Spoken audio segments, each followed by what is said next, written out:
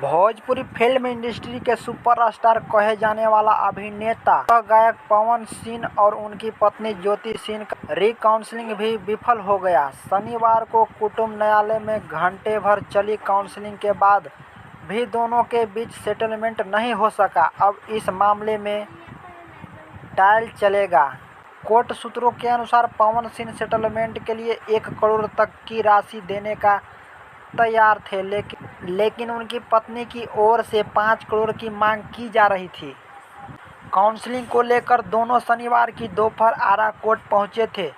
दोपहर करीब 2:15 बजे ज्योति सिंह कोर्ट पहुंची, जबकि पावर स्टार पवन सिंह करीब 2:45 बजे पहुंचे। इधर पवन सिंह के आरा कोर्ट पहुंचने की खबर मिलते ही उनके समर्थकों की भारी भीड़ जमा हो गई।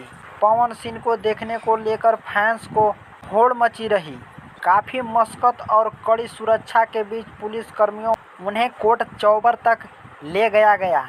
कुटुंब न्यायालय की प्रधान न्यायाधीश श्वेता कुमारी सिंह की उपस्थिति में दोनों की काउंसलिंग शुरू की गई।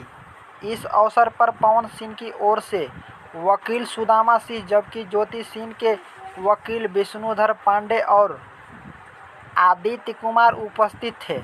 बता दें कि सेटलमेंट को लेकर 27 सितंबर को भी दोनों कोर्ट पहुंचे थे।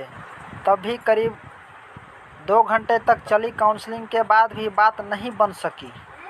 लगभग 2 साल से चल रहा पवन सिंह का तलाक का मामला।